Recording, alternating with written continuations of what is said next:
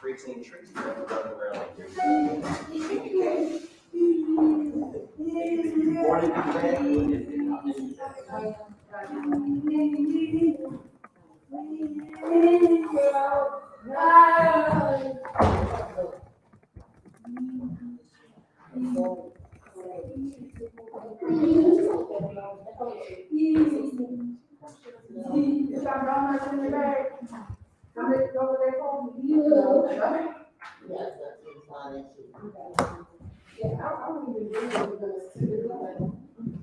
I was encouraged to do this, like chocolate or something.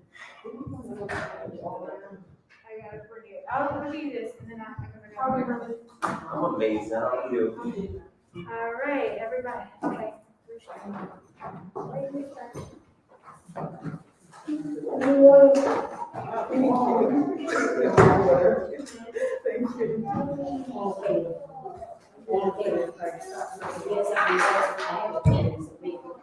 Would you need paper?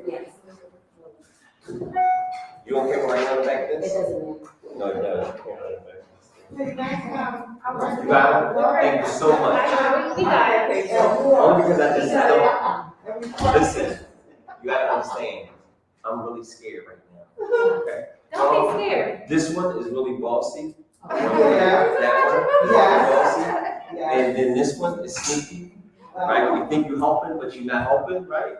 So, yeah, you know what I mean? I just, so I'm just, Ready? all I know is about abuse, and I'm being, can we wait for the sister to come back in? We started live already. Oh, shoot. I just wanted you to be aware of that. Okay, so, all right, Assalamu alaikum, everyone. So, can I just start off by saying that, this is a very nice turnout. I'm glad that everybody came. And I'm going to say this publicly because in this position that I've accepted with the Masjid, and I'll say this publicly, it's an underdog position because this is something new and different we have been doing, and even me being in a position is new and different. We got a phone call from the sister, Thomasina, about a sensory room. I instantly fell in love with it when she called, with the idea it's something that nobody else is doing. And you never know the reaction that you're going to get, so I was kind of hesitant. Not hesitant, I just knew that I may be still bringing this to somewhere where they're not familiar with it more. But there are a lot of men, fathers, grandfathers who have grandchildren come to find out that it's dealing with this or familiar with it, so they was wide open to it. Whereas though there's going to be a sensory room, so all we got to do now is figure out what to do in the meantime until we get the brand new sensory room. So this may be the room that we're in right now, maybe the room until the new room, because it will be a new room until the new room comes. So it's just figuring out the logistics now, and I'm so excited that that's where we are at right now. We're talking logistics now, you know what I mean? But I'm glad that you sisters are able to tell the community what families are dealing with and the support they need. So let's get all the support that families need. This was saying they're gonna have a sensory room and they're gonna need things in the sensory room. Have y'all thought about having like a fundraiser for the sensory room to get the necessary equipment and needs that you need for the sensory room? We can probably focus on that after we go through everything, because that'll lead into the question that you're asking. There's a question segment after we present all the information. Sure.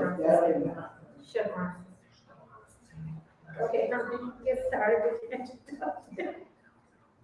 So I am Herman Davis, and I am the Director of Social Services. I wear two hats because I'm always wear my Peace and Love hat.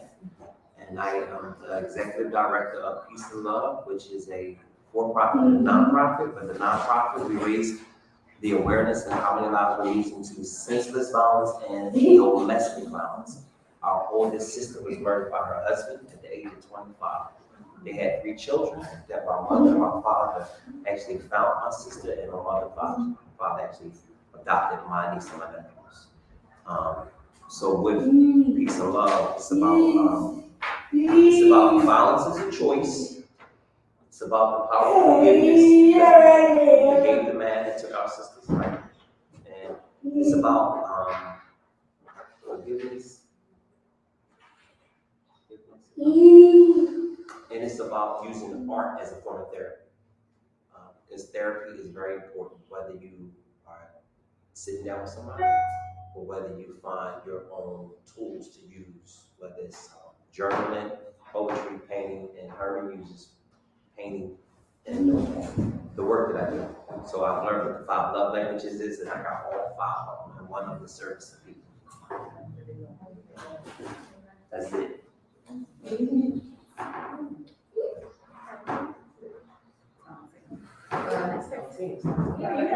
Oh, okay, all right. Patient with me, y'all. All right, so we have the first one. We'll introduce the Sister Thomas. Everyone, thank you for coming out. I am Thomasina Lee. I am a mother of 5, and one of them being on the autism spectrum, Tall Here. I am a nonprofit organization, Tall Here Village, that educates and empowers the community about autism. And also an author of Picture This, Picture That, book for author with Tall Here. I have a family child care, different expectations child care that supports diverse learners. I currently have a bachelor's degree. I have a bachelor's degree in early childhood education. I've been in the field of education since September of 2000. So wow, almost 21 years. I am currently at Arcadia University to pursue a master's degree in autism and autism certificate. And I think that's about it.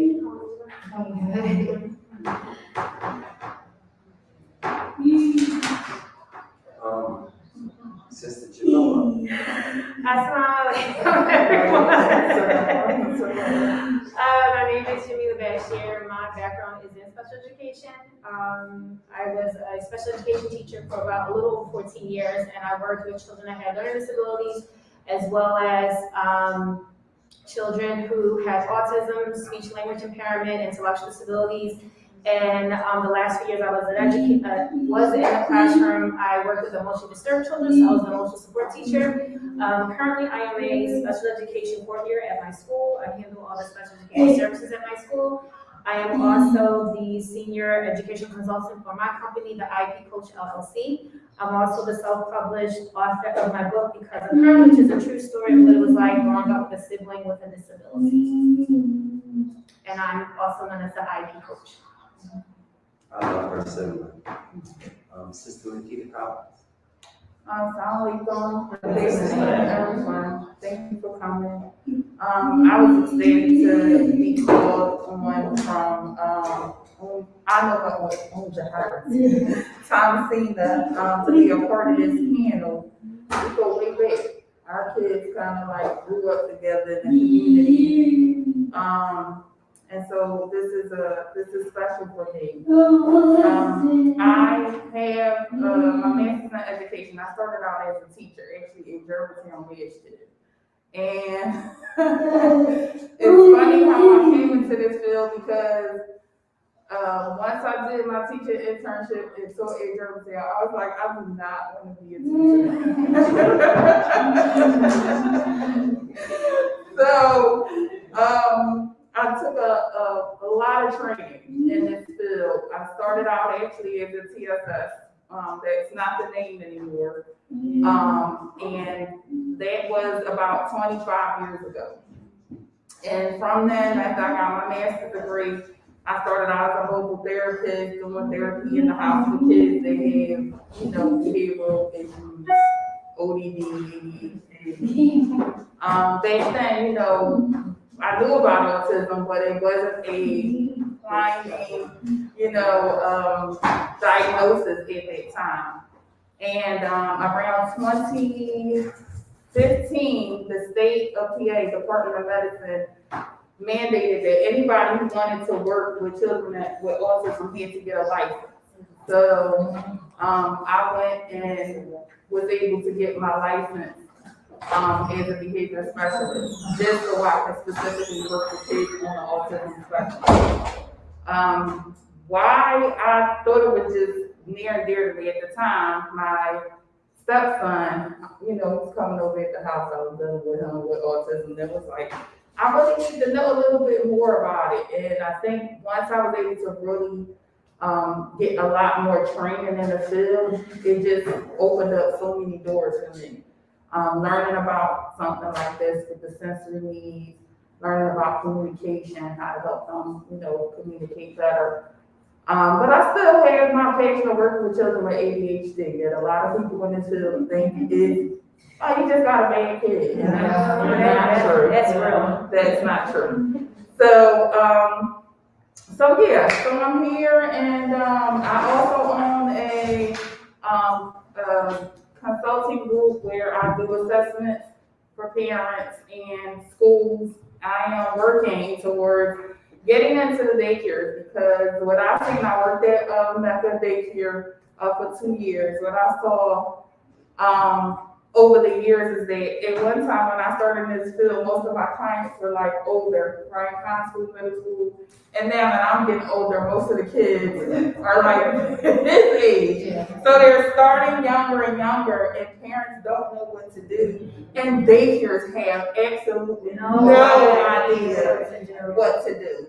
And it's unfair to just kind of push them to the side. We really need psychoeducation as it relates to this. So we're all growing and we're learning, and oh my God, I just became a program director for the intensive behavioral health services in Lewisburg, Pennsylvania, but I work at home. I'm not going to Lewisburg. I don't think I would be accepted up there right now. So, but I'm learning now the other side of what used to be called VHRS. I'm learning the other side, and it's a lot, very political.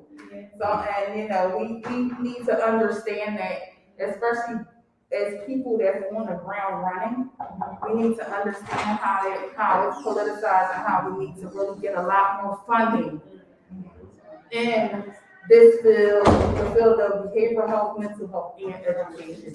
And also make sure it's people in the field making the decisions, because a lot of times, like Makita said, you have the politicians making decisions. They have no background in special education, they have no background in education, they have no background in psychology or anything, and they're the ones making decisions. So it's very important that our voices get heard, parents, the professionals that are in the field as well, because we know what it's like. We know what the kids need. We work with the kids every single day. And just know, as a parent, just know to elevate your voice as well. If you're a parent or you have a family member or someone, to make sure you elevate your voice as well, because your voice is just as important as the professionals.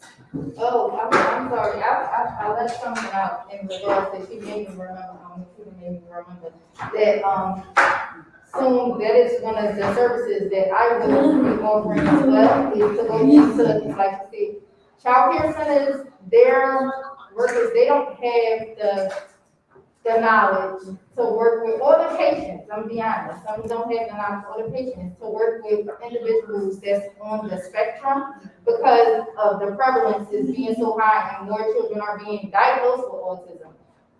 So that is up and coming for different expectations, educational services aside from my childhood program, that I will be venturing out and going into programs to work with the teachers one-on-one. And my goal is going into the schools and school districts to support the SPED teachers so that they don't get burnt out, because there are vacancies for SPED teachers all over the place, because it's very overwhelming being a SPED teacher. So I want to go, my specialty is supporting teachers, just with how to properly progress monitor, how to properly write an IEP, how you write the goals, how to bring your IEP meeting and things of that nature, because when you are new going into special education, there really is no training. Everything you've learned in the classroom, you kind of throw it out the window, and you really got to find your way to what works for you and figure out, how do I monitor these goals? what am I gonna do that's gonna align with their goals, so that way I know progress is being made, or knowing how to progress monitor behavior, because everyone does not know how to progress monitor behavior. There's certain things you need to have, so my goal is supporting teachers in the school, so that way they don't burn out so quickly. And my role as a behavior consultant is to hit on all three, homeschool and community, because a lot of people just don't understand how to work with children with special needs or with behavioral problems. And, you know, we have to talk about those things and, not be afraid to allow people to come into our homes to help us, as long as they're really there to help, you know. And so, for me, like I said, starting at the daycare level, I'm in the schools now, I try to work with teachers, and I know Jamila can attest to this. If you already have a classroom of 20 and you have 4 kids who have IEPs, 2 that might not and still need, but you're trying to, you know, do all you can with them. I can understand why teachers are like, listen, another behavior plan, like I have too much to do, but it's really my job to try to support them as much as possible and to provide staff that can support them when I can't come here once or twice a week. And then I go to the homes and try to do the same thing with parents. Because what we have to understand is that everything that happens is not just all about interventions, it's about increasing a child's skill. Once they get the skill, then the behaviors will increase. And so that's what we're going to get to understand. Jamila, Yes. what does sensory room mean?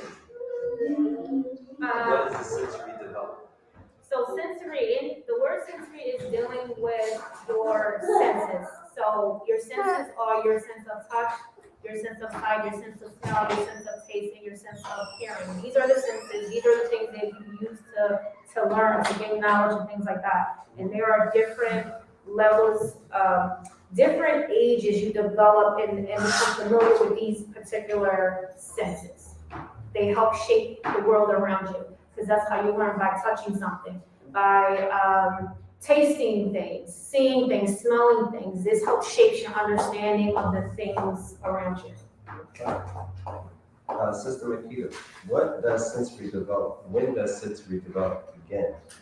In the womb. Do you all remember when, you know, whenever you have children and then you were taught by your mom, touch your stomach, sing to your baby, read to your baby. You remember getting sick, right? Sometimes our babies didn't agree with what we ate, right? It wasn't us, it was the baby, because that baby is connected to us, right? So it starts in the womb, and we have to understand that it's important to give them what is needed when they are inside of us. Can you mind giving some examples of what they need while they're inside you? So I know, you know, some Muslims don't listen to music, but I'm big on classical music, calming sounds like the ocean or nature. So having those big headphones and just sitting it on your tummy while, you know, you are pregnant. And starting at an early age, talking to your baby, so they'll know your voice when, you know, they come out of the womb. Think about the endorphins you release when you're getting a massage or something like that. Like that touch that's given to you is helpful for the baby as well. We also want to be conscious of our environment as well. Oh, most definitely. If you're in a noisy, if you're in, thank you for that. Yes, if you're in like a very, like you said, stressful, yes, sister, if you're in a stressful environment and very noisy, too much going on, that can be a lot on the baby. You know, that can be a lot on you. So if you yourself are taking in a lot of stress, imagine what that's going to do. I can tell you straight up, I got story time, everything for everything. I'm telling you. When my youngest was in my stomach, I worked a 40-hour job. And I drank like 2 to 3 cups of coffee every day and Pepsi. Nobody can tell me that's not why my child had anxiety. She does, and I'm sorry to put you on blast, but she does. I know that that's the reason because I drank so much and I didn't have the knowledge at the time that better foods could give me energy. This could give me resting, maybe not working a 40-hour work week. So working is stressful. So yeah. And also conscious of your relationships, right? Yes. Yeah. Because we can give, well, I say we, because as men and fathers, we could be a part of the process.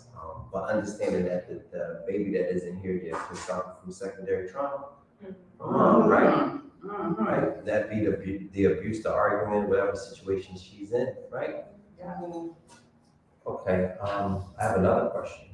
What are some? I'm sorry. Is this going to be an ongoing, continual conversation like these panels right today?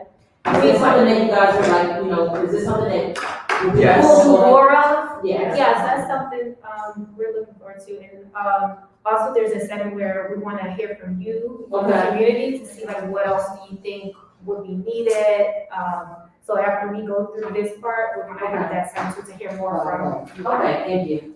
Now to answer your questions, two-part, as far as what the sisters are doing, and she answered it, so yes, they will be here. And I'm glad that they said that because I believe this is gonna grow. Okay, And it's nothing like having somebody to understand what you're going through. okay, So, but as far as the Masjid, as far as the facility, yes, we will have more conversations around this. We will have more conversations around, more support groups, around mothers who have lost their child, fathers that have lost their child. okay, yeah. A lot of conversations that we're not having. So the goal that Herman has is to address the pink elephant in the room. Yeah. I'm sorry, say the pink what? The pink elephant that's in the room. Oh, the pink, I never heard that.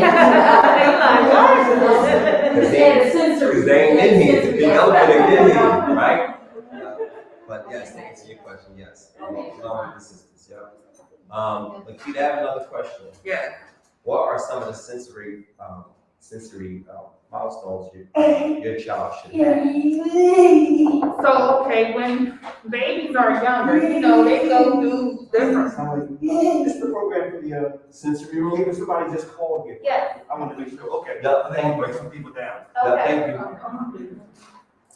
Okay. Like six. Okay. So, when children are young, they should, I'm sorry? Repeat the question. Oh, repeat the question again. Yes. The question was, what are some of the sensory milestones your child should have? when you learn like child development, right, or if you're reading their book, what everybody something about what everybody should know. I can't think Well, of like it. those self-help books? Yeah, something like that, or even What if you expect when you're expecting them, maybe. that's what it is. That's what it is. What is it? What's you're expecting. Yeah, they go all the way up to age 3.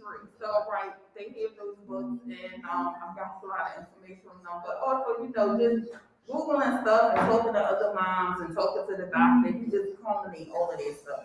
So, right, when your child is from birth to like 3, should be able to follow things with their eyes, right? Understand that when you touch them, right, rock them, sing to them, have gentle sounds that they can calm them down, right? If they enjoy different movements, whether it's like flipping them around, or just spinning them on like different toys or things like that. Songs, they start investigating shapes. So we got a shape sorter, them just looking at the shapes, trying to put it in. My grandson, he take the top off and throw them all in right now. So we working on making sure he understands which ones to go into. Different textures that they like. When I'm putting him to sleep, he likes to feel on my keyboard, right? Or he's grabbing something. Sometimes he start grabbing his hair, and I have to take his hands away from his hair. If they're observing the room, looking at different people, right? Yeah. making sure that they give eye contact, because a lot of times when our kids hit milestones and they might get special needs, it disappears. They might be fine from like 0 to 2, 0 to 3, and then it'll flip with certain things they just don't have anymore. So that's kind of like one of the things that you should look for. Exploring their hands, fingers, mouths, knowing how to, take a ball and throw it. Crawling, of course, walking, being around another kid and knowing that they're not the only child in the room. So say for instance, if you don't send your child to daycare, and you might not have, your other children might go to school, but having another child in your circle that's not related to them, understand that this is somebody else, and they look just like this, right? An increase in their food. Some people are like some people feel like, oh, my child eats everything. We like a variety of. Yeah. My child eats everything, but it's just that their food interests are increasing, which is actually a good thing. So don't deny your child. Food just because you think, oh, he just eating everything because he wants to eat. So those are just certain milestones, being able to turn the pages of a book. That's very important. A lot of children develop play skills like that. You gotta get on the floor and play with your child as much as possible. What else? I think that's kind of it.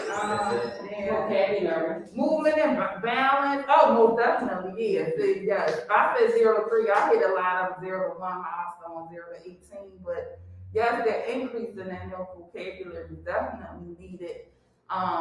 Again, if you have a kid that has a lot of vocabulary, but by 4 you see a decrease, you really need to go try to seek help from, a specialist to see what's going on. Let me think. Anybody else? Come on, honey, shout out. This is so I'm a child birth educator and I'm a birth and postpartum. So she really got a lot of this.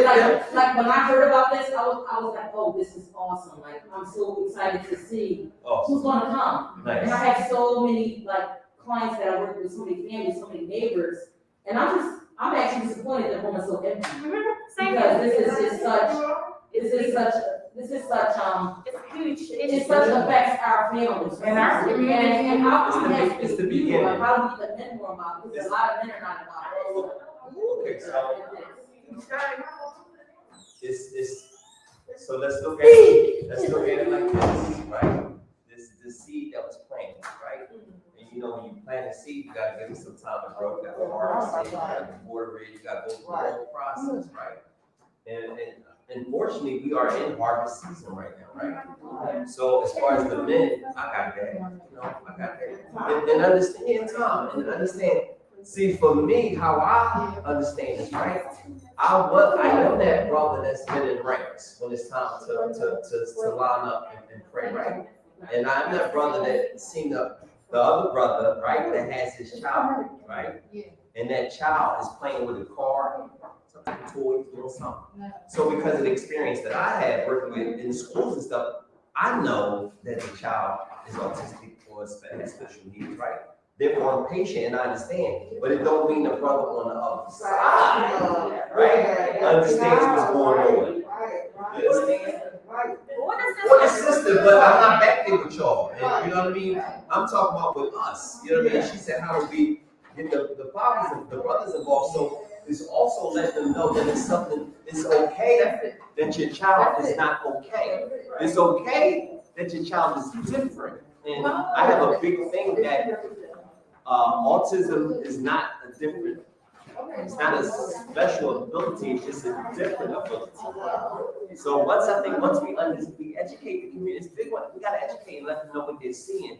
It's not what they think they see. You know what I mean? It's not a troubled, bad child. That is a child in need. That is a parent in need. And I think the whole big thing is that letting the fathers know, like, yo, bro, I'm dealing with the same thing. You know what I mean? Yo, bro, my brother or my sister is the same way. You know what I mean? Because at home, and I'm only saying this because I've seen this. I've seen siblings like your mother, very nurturing to their sibling in public. And I've seen it opposite. I've seen siblings, because it don't look cool to have a sibling.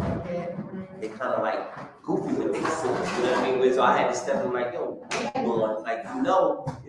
So it's just, the seed is planted. So now we got to work, and unfortunately, y'all are the teachers, y'all are, The advocates. it's unfortunate, but, just being patient through the process, and I know it's hard. I'm watching, I know it's hard. I have 3 sisters.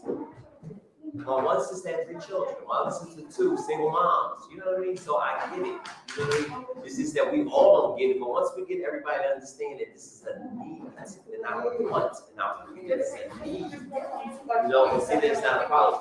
And we'll figure it out. But we gotta be patient, it's just a process. It takes time. It takes time. People not decide, because a lot of people don't want to admit that the child have a problem. They deny They're in denial. And as a they man don't who wants a know. kid that we And think then, is when sick. a child gets to school, they label it and say they this, that, and the other. Yup. When all these years, you could have gotten help for that child. And the child wouldn't be as so active in, if they say bad in school, but they label them being bad and over this and over that. But it's not the child's fault. So I say with me, with my child, she intellectually challenged and she's 30 years old. But sometimes a lot of people don't know she got a disability until she starts talking or she do something. Mm-hmm. Because I got on there from day one. I knew she wasn't walking at a certain age. I knew she wasn't doing like the other ones were doing. And I always said, something ain't right. They would say, oh, no, she's fine. I said, no, good. Something ain't right. And eventually, by the time my daughter was 18 months, that's when they diagnosed her. 18 months. But you as a parent, you got to be the advocate and know. You have to. Something ain't right. And then don't separate them. Let them mingle with the other children. That's how they learn and grow. And that's how her name is Oscar, she's 30. Now she's in like independent living. She thinks she, Oh, that's good. she thinks she's grown. Wow, she is at 30. Yeah, you gotta call her before you come. That's right. She loves it, she has.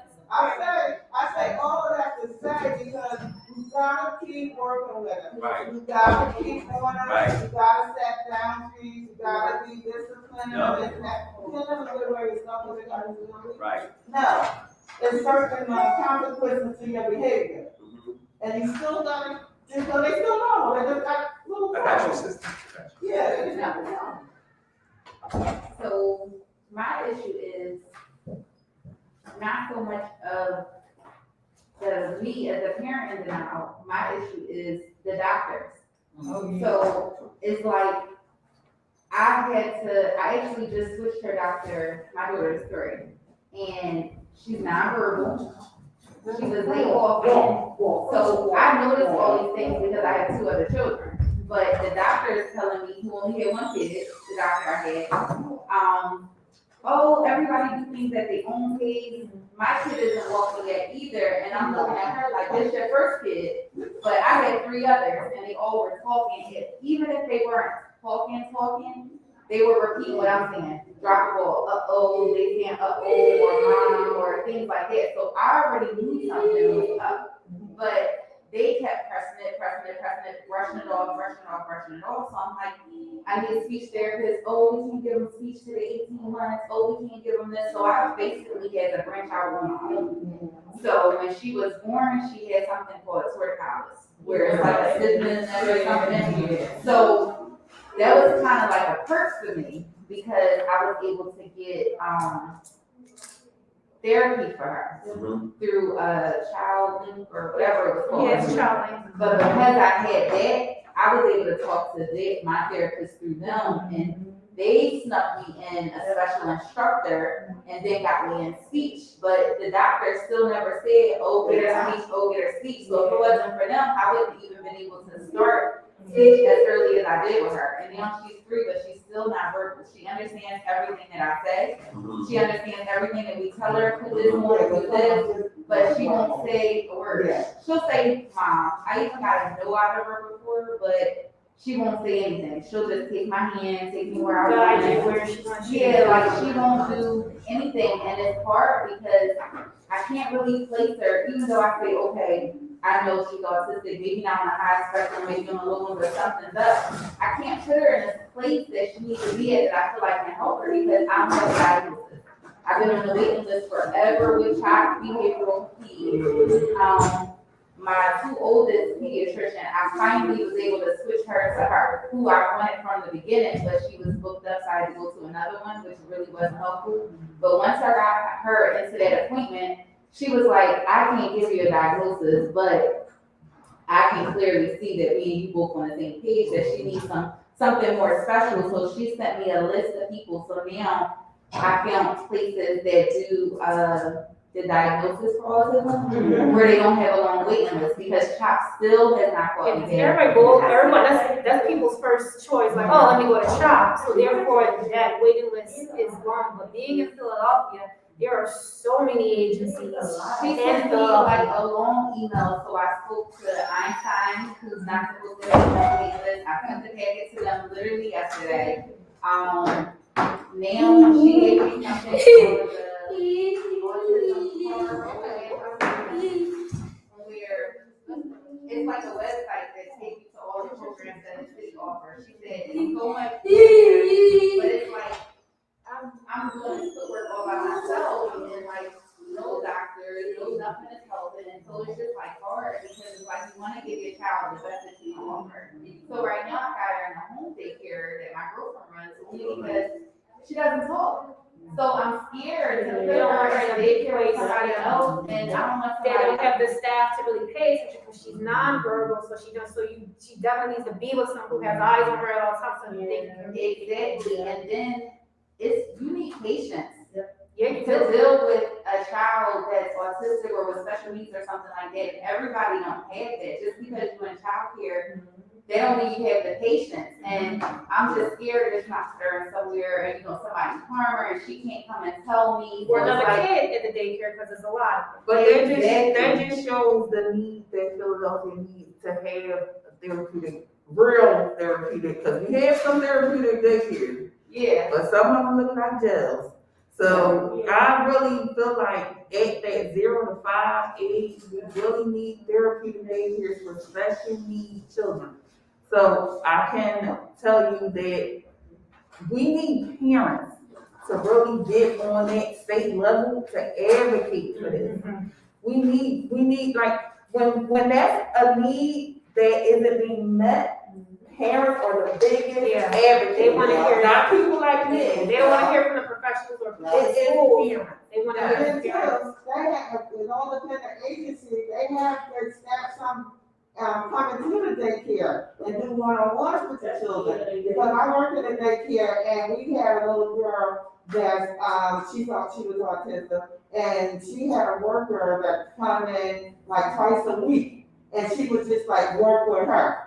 Now that's what And then they would tell us certain things that, what to do, stuff like that. Probably somebody like Because we that. have limitations with them. Yeah, Don't allow them it's to keep Right. doing all the same things. Yeah, it's a lot of support in Philadelphia. You just gotta know where to go. Yeah. So she's with Ella now. So I got her with Ella. I'll talk to you. But it's I did it on camera. Oh, no, I didn't. Child Link even gave me thumbs down for Ellen. I think with Child Link, they was like, please stay in touch with us if you need me to reach out and give you anything else. But because she turned 3, I had to send her to Ellen. So now she has speech and special instructor come out to the babysitter house. Okay. So she does get that therapy every week. I found like little cards, that like she's teaching her sign, the speech lady, but I just feel like that's nice, but I feel like it's a different type of therapy that you get when you're autistic than your typical speech therapy. And I really just want her in a place without a diagnosis. I can't really move how I want to move, Yeah. but I know something's up. Like I took her to a little kids party at Huntsville, and the noise. She freaked out. That's the trigger. She freaked out. She was like this the whole time, and I finally found headphones. So I put headphones. Now I got headphones for if I take her out, but it's just like. Nice. I still need maybe like even a parents group, like to give me pointers to help me deal with it, because all the time it's like new to me, you know what I'm saying? So it's like I want to be able to give her the best support possible. You know, my kids are good with her. Like my 13-year-old, I feel like whenever we're out and she's like having a moment, my 13-year-old don't really like people anyway, so she be the first one to raise her hand, like, I'll take her out. Just giving her, we'll sit in the car until you're finished or doing whatever you want to do. So it's just like, I just want to make sure I'm doing everything I'm supposed to do since this is so new, but I also want her to feel, you know, I don't want her to feel like she's different. Or Right. anything. Well, yeah, you wanna make sure she's included and things like that. Right. That's, so yeah, as Thomasina can share a lot just from her experience with her son and everything she's been through with her son, through her own daycare, getting him into the school system, getting him placed at the school that was best to meet his needs, and things of that nature. She'll be a great resource for you. And even if you want, you can look on Facebook. There's so many groups. I guarantee you can find a parent group, and everyone has, all their children have autism or something like that. Like there are groups like that out there, you know, where you It can. might not be meeting Autism physically. Foundation, Now. the Autism Foundation, they have a good, range of, agencies and stuff that they will, but I called them for a friend of mine, and I was able to get some information for her, and I gave it to her, but I don't know if she did anything, and she called me one day she needed help. Right. So I said, okay, let me look around, and I went to the Autism Foundation, and I got a lady, she contacted me, and she told me what to do, what to tell her, who to contact and stuff, and I gave her the information, but some people just don't wanna follow up, because these kids that called me, the grandma called me, these kids are teenagers, and they keep them in the house. That's bad, because they're not growing anymore, you don't see their growth of development, and they more so of fear of the outside world. You did that as a parent. Not intentionally though, but yeah. Yeah, but you know, Two it's like that things. you can get. Two things. I would love to grow a list like they gave you, and I would love us to have that list for, we can create our own directory, support group.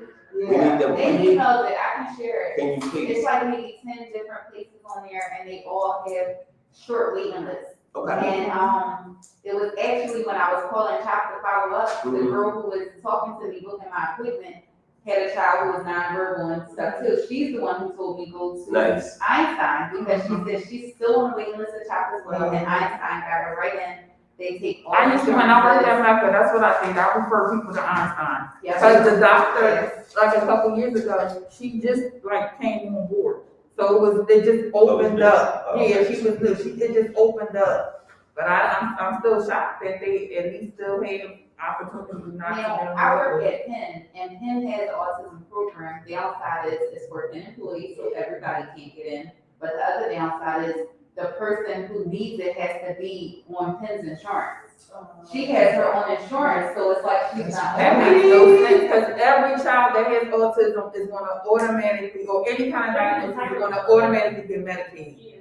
Yeah, so they she's been just- having Keystone First ever since I had her, and I never thought to put her on my insurance. So because she's not on there, they can't get her in, but the guy was telling me if I could have had her on my insurance, they could have had me an appointment in 2 weeks. Well, So now I'm like, how can I scan and get her on there? it can be secondary. No, you Yeah. can put it on as secondary. It could be right. And then Yeah. But the downside also is every July is open enrollment. open enrollment So I July. would have to wait all the way to the next No, July you just to get her. When I she don't get the think so. diagnosis, that changes and Yeah. allows you, because now she don't have a diagnosis.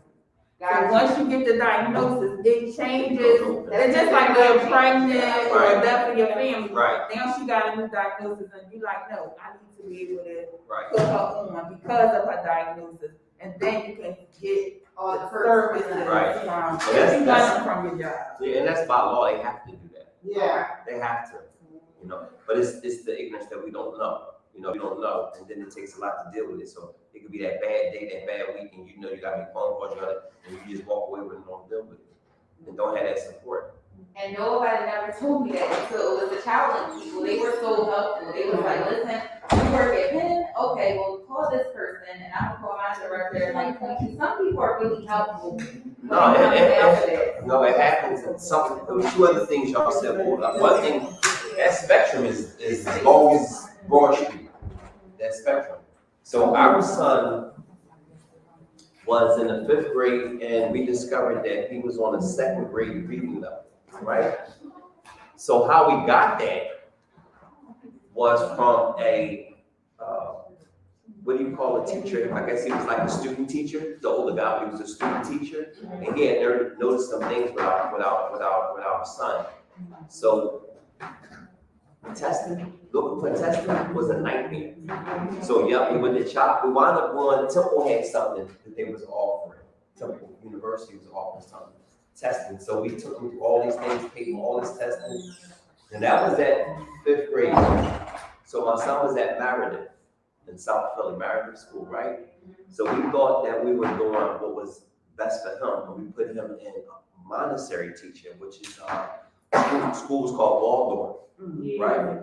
Excellent curriculum. What? But you gotta start when the school start. Like you need to be in that school from kindergarten, right? But curriculum is unbelievable, but didn't fit for our son. You gotta be careful just with the private schools as well, because like, yes, the curriculum be great, but it may not be great for our Black children. And that's what it was. So you have to. And they might not be great to even know the knowledge of providing these services. Right. So a lot of them will be like, oh, we have special needs, and But it's not, it's like the ones who may be very, very high, and you may not have to do that much for them. They'll accept those versus the ones like they can keep up with like other things, but they may be more behavior support, or they may be more sensory support, and they're like, okay, well, this is too much for us. Because I had a student from, he came from the Waldorf, he went to a Waldorf school and came to public school, and I was teaching in Montgomery County at the time, and when I met him and once I got to know him, I was like, I didn't say this to him, but I know exactly why they put you out to school. This is too much for them. Even though it wasn't like I had to do too much for him, but it's like, it's too much they're willing to do. You know what I mean? It was too much that they were willing to do. Because he needed behavior support, but he was that kid, you can't leave no wiggle room, no, firm, clear rules, constant, you have to be like that with him. You have to type in 12 font, this color. Answer the question yourself. Because he the type of person, oh, you said answer the question, so I answer the question. He might copy and paste from somewhere. Or you say turn to something or do something. He might say, oh, you said turn the page. Like he would find a loophole in every little thing you did. So I was like, okay. That's how he was, but it was too much support that the private school would have to do on their end, and it's like, okay, well, no, we're not doing that. So he came back to public school. Yeah. Yeah, it was a real experience. But so from there we put our son into what was called the Center School, which is out on the road, and it was for students that was dealing with dyslexia and special needs. From that, which was a great transition for our son, because he went from being in 2nd grade reading level in the 5th grade to being a valedictorian when he kind of graduated, and he went on to Abington Friends, right? But here's the thing: at the graduation, so he's giving a speech, and my mother, my wife at the time was crying at the graduation. I know I teared up too, and there was another parent. And we was telling the story of what we've been through. Didn't the parents say that the school board could have helped y'all for free? Yeah. Like everything that all that money y'all put out, even the tuition money, like they were to pay for all of that. And we didn't learn it. Like I think we could have recouped our funds and everything. But being in somewhere else didn't have other children. See, we had a younger child, right? So we would do homework with Makai and Jordan was, I think maybe 4 years, 5 years ago. She was answering the questions in the homework, and we like, oh gosh, she's special. But it wasn't that. It was, you know what I mean? It was just it's an experience. So my wife at the time had support. You know what I mean? We did that together. Just imagine the mothers that don't have By support. yourself, it's a lot, and you need to And bring then it. you have 3 to 4 children Yeah. that you're dealing with. You know what I mean? Sometimes there are multiple children, siblings. Yep. That are dealing with, you know, Yeah. you know. So the one thing I would love to create that list so we can have that here to support. And instead of looking for support groups on Facebook, how about we start our support? I mean, there actually should be a place. Yeah, Where you we can should. come to, you know, be a remembrance of love, but also lots of resources. Yeah, Where, just like how we have the announcements, like the Masjid needs $5,000, we're trying to raise this, it should be a place where we can have literacy, you know, programs or, you know, all these things. yeah, and that's the goal. That's the That's the where goal. we can have, you know. The goal, you ever go into a nursing home, you get on the elevator and they have like the calendar and it's like fill up with all these activities that they're doing. That's the goal to have here, that we have all the activities. And this is a hub for every, whatever you're looking for, we should be able to provide it. You know what I mean? Even with the jobs that I've had, and like I worked down F and Allegheny, the Badlands, right? I learned about drugs that I didn't even know nothing about. You know what I mean? And then, but I learned about the services that they have. Well, we got a lot of free services too. You could go get, you need your birth certificate. You need your birth certificate, you need your driver's license, you need ID. There's so many things that you can get help with. I helped a real good friend of mine. So substance abuse was the thing down there, right? I helped a real good friend of mine come home, he had no teeth, he has brand new mouth on teeth. You know, there's so much that is out there, we don't talk. We don't ask, right? And know people that know people. Yeah, we don't ask, we That's don't what I talk. got with my daughter, right? I found out my daughter got, she has a waiver that covers just about anything she wanna get into, and she's 30 years old. And you think I don't use it? Yes, I do. That's my girl. That's my girl. Yeah. Do you have a question? I do, kind of. It sounds like there's a lot of experience in this room in terms of like personal experience or professional experience.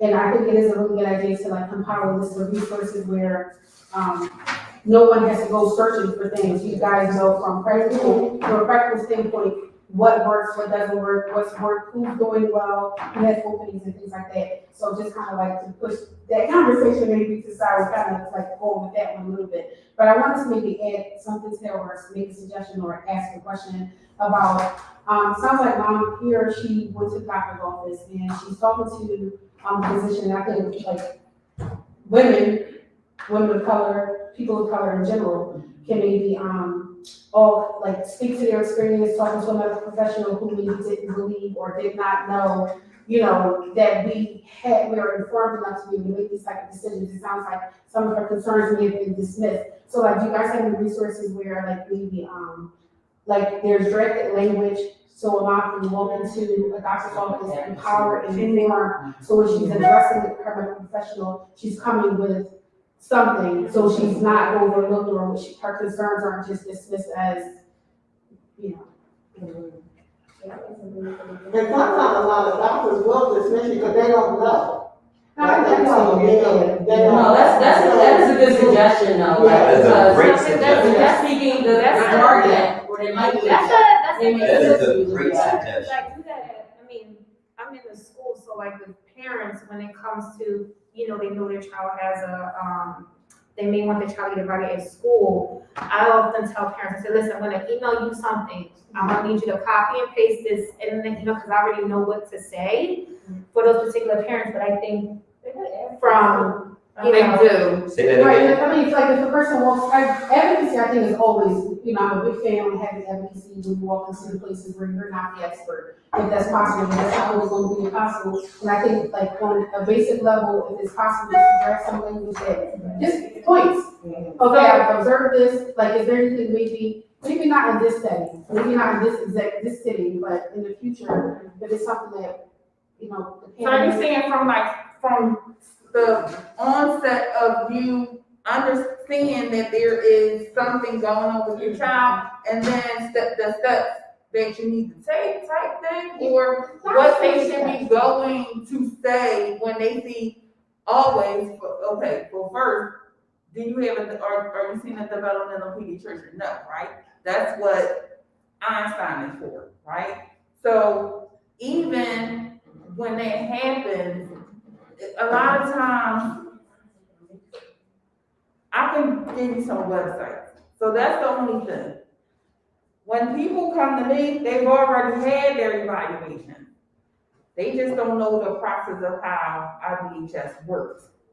So I am telling parents, I had a parent email me, okay, I just had my assessment done by one of your workers, what's next? I broke down everything. And he won't start getting served until about 4 to 6 weeks from now. Because you gotta go through all of the rigmarole of getting the managed care organization approve everything before it actually happens. And we don't actually give a physical contract, but that's a whole nother issue.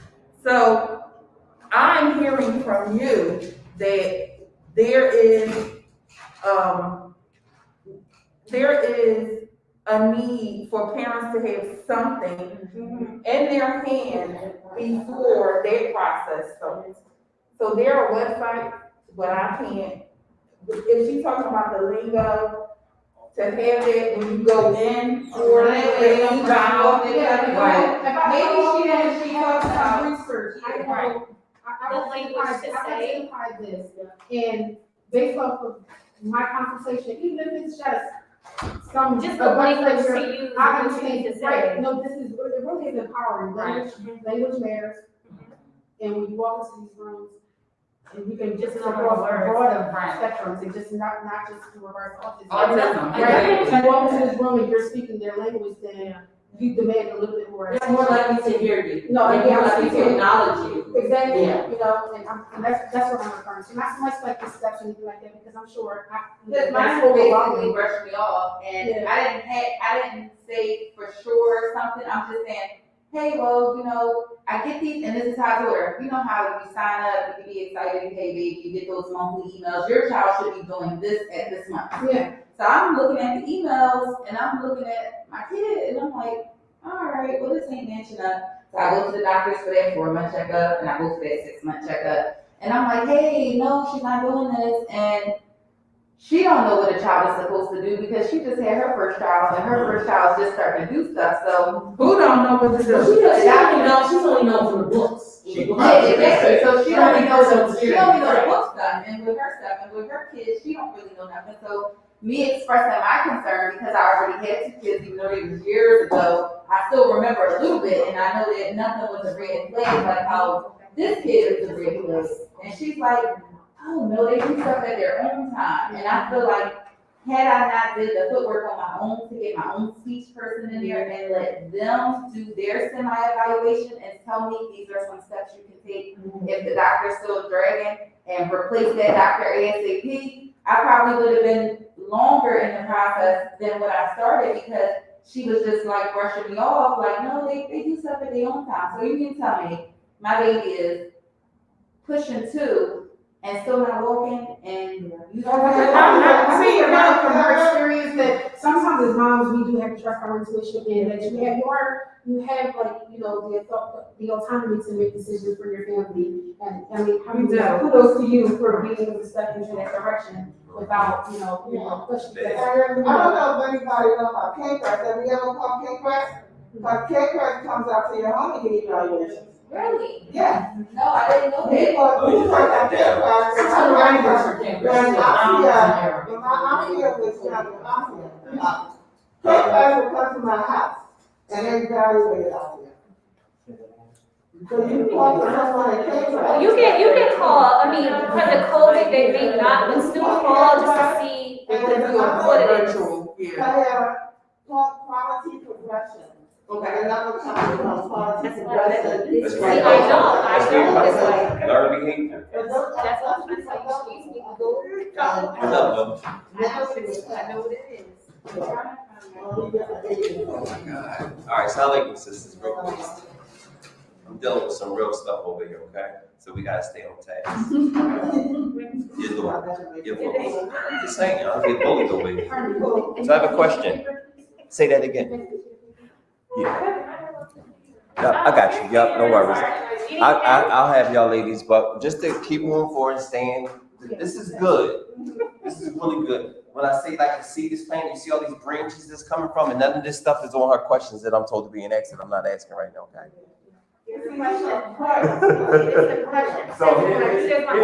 question for I got you. I'm gonna pass it. I got you. Let me, you have more pens?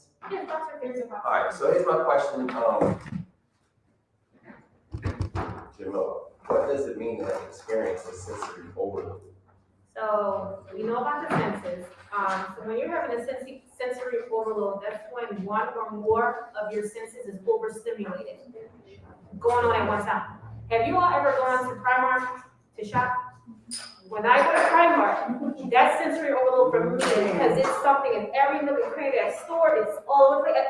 I get anxiety going into that store because it's overstimulating for me. So just imagine me as an adult, I know, you know what? Let me just aim for what I came here for and get out. But think about a kid that's experiencing sensory overload. They don't have the language to tell you, there's too much going on here, or mom, it's too loud here, or it's too many people here, or mom, I don't like how this fabric feels on me. There are some kids like a certain clothing they don't like. There are some kids, they make like certain textures, like a certain, and then you also have the children. You might say, oh, he's only eating oatmeal. He likes that feeling of the oatmeal in his mouth, so he loves that feeling, you know. And then there are other kids, I can't eat this because I don't like the feeling, the texture of that food. There are some kids that don't like chicken. They don't like the texture of the chicken, where you gotta cook it a certain way all the time in order for them to eat it. So that's what sensory overload is. So think of your small children, they may be experiencing sensory overload when it comes to the Masjid. The cookback, it could be too loud. The lighting in the room could be too bright for them. It could be even the painting, the color of the paint on the walls is too much for them. So doing research on calming colors of a room is very helpful, but that's basically what sensory overload is when one or more of your senses is overstimulated. You don't have to do it, because you don't want to come back. So he had enough. So this is a prime example. Yes. He You done. want to just share? He don't wanna be in here. Oh, We got the advice. okay. Oh, But this is Thomasina, and this is a prime example. she's the reason Yeah. actually why we're This was here. her idea. So go just talk about your experience. This is a, you know, And she's experiencing it now. Right now. This is great. So, No, it's just. I forgot, like, my brain all over the place. Okay, so, But wait a minute, before she just come in the room, just relax. Sure, I told you it's okay. Because, Take you a know, deep breath. Listen, that shit. It's real. This is every day. But Jamila's a bully. She just going right to the Just get a minute, just get yourself together. Listen, Thomasina, this is a success. It's the same Oh, space. yeah. This is it. No, what you this is a success. Everybody in this room has given the input and given a piece, and it's taking something away that they could benefit from. So you did very, very, very, very. me personally, I needed this. Like, when I saw this, I was like, ooh, look at this, Jimmy, look on this. I'm like, oh, let me get it here, oh, everybody. But I really needed this because I don't really have support. And even though I don't have a diagnosis, I know what my child is going through. And it is hard, especially when you're doing it by yourself and you don't get that break. Like, I don't get that break to do this. I'm 24/7, you know, and then my kids are involved, my older kids, and I know they want to break too, but you know, that's their little sister, so they want to do it. So it's just like, this was beneficial just to know that somebody else out there is experiencing what I'm experiencing, and maybe they got input or resources to help. So this was, shout out to you. This was Did you have a question? I sent you. Well, no, I wanted to say I get sensory overload when I go to John Mark. Joe Mars, Okay, yeah. like the shoes and the pants and buttons. I'll be like, oh gosh, I know it's been sensory, but I got to get it. Yes, no, it's just think as an adult. Yeah. Well, the reason why, I wanted to have this conversation, as y'all can see, I left plenty of times, and you even got to witness my son about to jump over this table, is because we need to space. We need a space. We need a space in the masjid. First of all, because he's Muslim. Let's just recognize that. So here, he's Muslim. So he needs to be able to interact with the Muslims in the community, and he needs a space in the masjid. So if this was a sensory room, I can hear the cookbook, or I can hear the lectures, and he'll have all the tools that he needs to calm him down in a space where he can self-regulate. Like, so how many glad he did good? He sat here for a while, he played the tablet, he interacted, but as a kid that doesn't have a kid that's neurotypical, this is boring. Like, I want to sit here with y'all and talk about these issues. I'm a kid, I want to do kid stuff. So if this was a sensory room, I can still come to the masjid and engage with the Muslims and still hear and get beneficial knowledge, or even if it's like they had the book reading, I still can do all that, and he still can be amongst the Muslims in the community. So that's why I feel like it's a dire need, and it's been a long time since I was able to come to the masjid. Why? Because number one, there's no space for him. Number two, people are judgmental. Yes, They're very judgmental. And the last time I visited the masjid, I had to like keep my composure and was like, get up and leave out. Because I'm gonna forget you Muslim, first of all. Because you don't know what's going on, you don't know my story, instead of being so judgmental and jumping the gun, and instead of asking, is everything okay? How can I help you? And if a person asks that and you're in the masjid and the child is having sensory overload, that's what you can say to someone. Can I help you? Because you don't want, and you can, they may help as something is like, can you bring my car in front of the door so that I can exit? Because if your car is parked two blocks away, that'll alleviate me trying to get the child out the building to the car, because people have a meltdown going to the car. So imagine me trying to redirect him to get to the car. Or you can just say, sister, just stand here and just be a moral support. Because that's needed too. Like Jamila came outside and I was breaking down crying. She was like, it's okay. And I was like, this is why this is needed. It's cool, it's all That right. is It's good. all right. You did this. At the end of the day, again, she said it back there, we planted the seed, so this is the beginning. You said it. Well, we said it together. It's teamwork, we said it together. It's teamwork, we said it together, you know? No, but what Tina said is one of the main reasons that I leave my daughter home.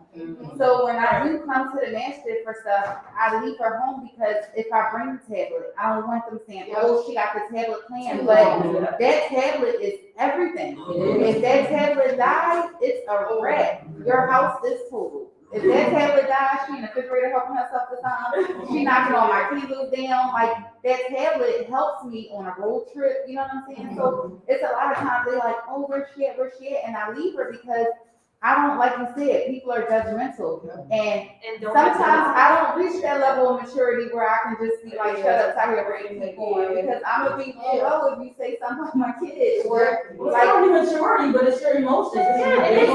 because it's like y'all don't understand what I go through, y'all don't live with me, so it's like this is a lot. And then if you sit here and you smirk or say something like that, or your kid being mean to my kid, so it's like I can't let her play, you know what I'm saying? So it's really hard, and I do think that we need a place. Also, can, maybe the next time we have a meeting, because I know it's different types of autism. Can y'all give us something like the different types of autism? Go into more detail about different types, Yeah. different levels of Yeah. autism. Right. Yeah. I just wanted to say, I definitely, what both of y'all just said is really my experience when I come here to do my with my son. And he's a 2, almost 3-year-old, that's it. But 2 almost 3-year-olds who are not on the spectrum, who might not have sensory issues, guess what they do? They run, they jump, they do what they want. Open So space. I think the issue on top of not understanding that so I'm an occupational therapist, so I know about, I do these things. the issue that I find is that when it comes to just regular child development, people are in college. So if he's sitting up there and he's playing with his crayons and quiet when it's time to pray, and I can't really get them together, if he's running back and forth, and somebody's like, well, teach the kid to sit there doing prayer, it's like, sis, he's about to be 3. I can tell him that. So his space is necessary because not only will it benefit our children who do have these special things going on, they're special children, right? I think it also benefits all the children. I agree 100%. They give us a space to come to, we can still hear the cook, we can still pray, and people are not looking at it sideways. So I think there's so many benefits that can come out of this space Yeah. that is not as limited. All right, so here's where everything y'all saying, I really need your support. Because when you guys speak what you speak, it supports what I'm saying. So what I've been, I'll share this with y'all. What I've been looking at is how, so I have a good relationship with a lot of the churches. And United Church is one of the churches I have a good relationship with. And what I'm noticing is a lot of things that they do in the churches we really need to implement here. And one of them is a room for the youth. So what I'm going for is a room for the youth, the sensory room also, right? So what that does, if the parents are in here, right, they can hear the cooking, right? Yes. And what Thomasine and I had talked about was literally paying for somebody to watch the kids. So, you know what I mean? So there could be somebody in here and you can go in and solo. You can mix a lot, you can line up, you can do everything with everybody. But we want that person to get paid. We're not asking the right volunteer. It's just like an hour, maybe 2 hours. Can I even add something? No, let me finish something.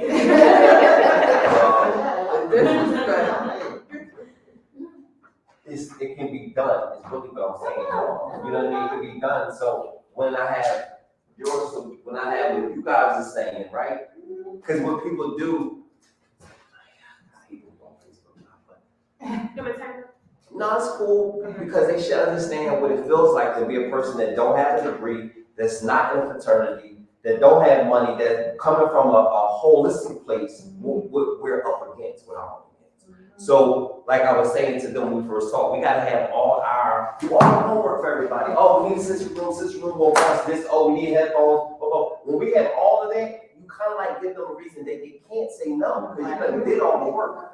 So even moving forward from here, right, and what we need is a speaker in here to hear what's going on here. We need all the things that we need. This is everything I want to start working on until the next time we come in and talk, right? We have all this stuff, so maybe not this Friday coming, but maybe the Friday, 2 Fridays from here, we can start the sensory room 2 weeks from now. Okay. You gotta let us know what you need from us. Like how Well, much yeah, but this is happening. They'll let everybody We'll right. start a timeline of what's needed, but I want to piggyback on what you said. Having somebody come in here, this is just my suggestion, they have to be trained. Oh, absolutely. Oh, no, absolutely. And the flip side is, how would you and the rest of the administration feel if, say for instance, told you how to work, but they not Muslim, as long as they're in this room, would they be okay? Absolutely. Okay. Absolutely. Can you preserve that? Absolutely. Just a suggestion. I think some of these topics are really close for discussions for administration and the panelists or people who create the conversation. I mean, create these spaces. Not saying that everybody shouldn't be a part of, but part I of the know what conversation. you're saying. Just kind of like how that moves. I agree. It doesn't have to be a Muslim.